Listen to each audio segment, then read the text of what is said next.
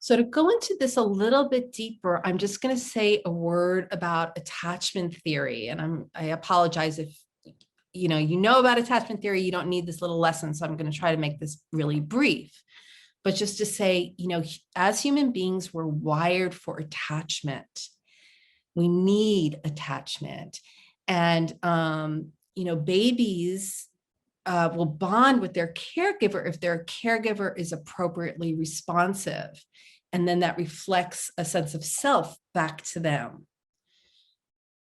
But attachment trauma takes place when this healthy bonding between caregiver and baby is compromised somehow. So if we're not securely attached, that is a major unmet need. And the unconscious mind is a major needs-getting machine. It's always trying to get our unconscious needs met. So if you have attachment trauma, as I think, most of the population does, it's super, super common, you will try to get this need met in whatever way that you can, including giving up your true self.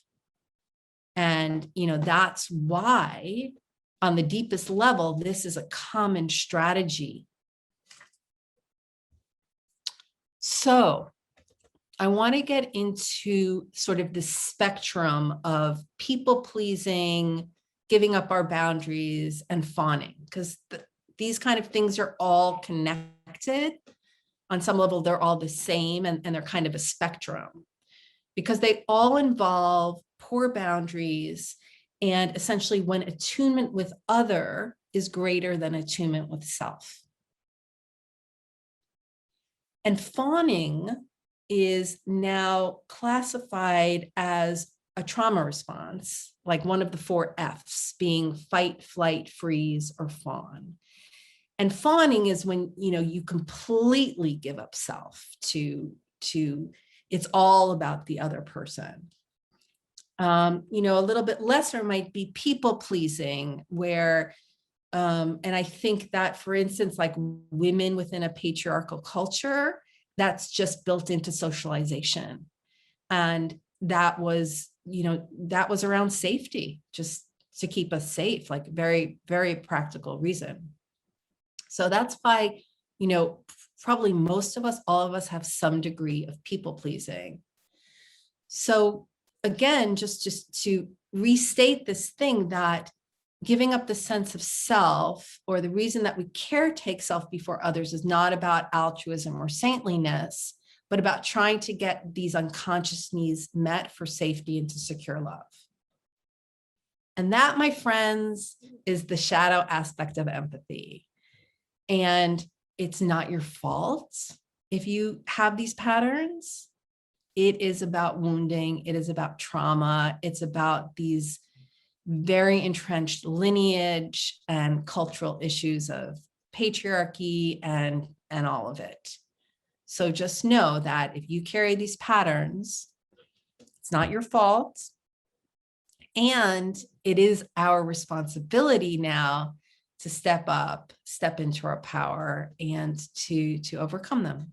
So what is the cost of people pleasing and poor boundaries? Probably more than I've thought of for this talk, but here's what I've thought of.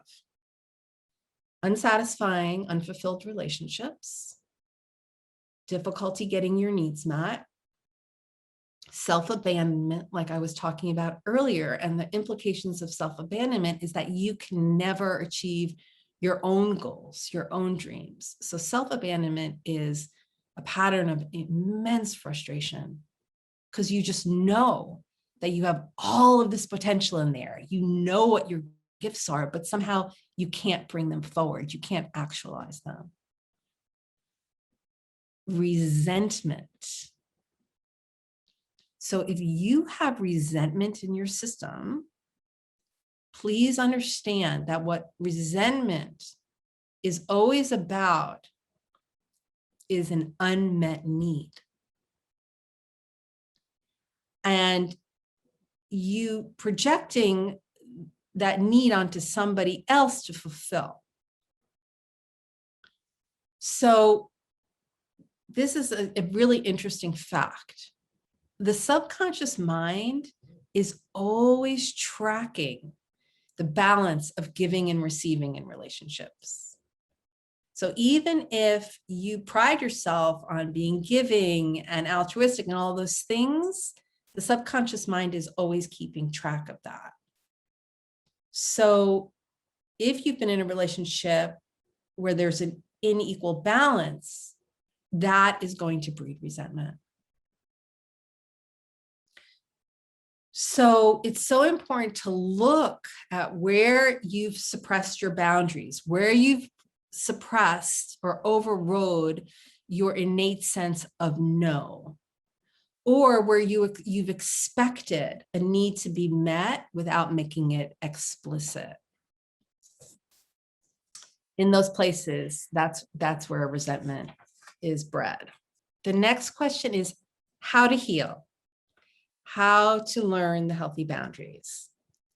Like I said, you have to be willing to delve into these unconscious places, right? Look below the surface of your life. A lot of the clients I work with, for instance, have an ideal life, right? They have beautiful lives on the surface, but in order to take this journey, they have to be willing to look below that surface. And it's also like that place that you have been avoiding looking.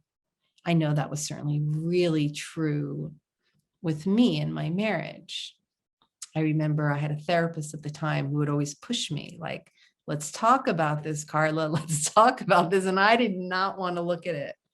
There are these places where we kind of blindside ourselves. And, where we don't want to look. So here's something that's a sort of a red flag for yourself. If you are in fixing mode, like if you're trying to fix your life or fix your relationships, that is a big red flag. If you're in fixing mode, you're generally overlooking parts of your own shadows or demons or core wounds. So in order to do this work, we go into the core wounds. We go into our own unmet needs. We go into our own emotional triggers. And by the way, emotional triggers are something that's always connected to trauma. And how I work with clients is there's so many ways to work with trauma. And luckily there's so much trauma healing now. My dog's trying to jump on my lap. Come on, kiddo. So there's so many beautiful modalities out there for trauma healing. Thank goodness. I really feel like trauma healing is what is bringing our whole civilization to a new level of consciousness. But just to say that, in my work, that's with clients, that's a big place that we work with. There are the emotional triggers leading us back to our trauma, and then we can work with those traumas. And trauma lives in the body in sort of a frozen state. And so when we work with our traumas, we begin to thaw out.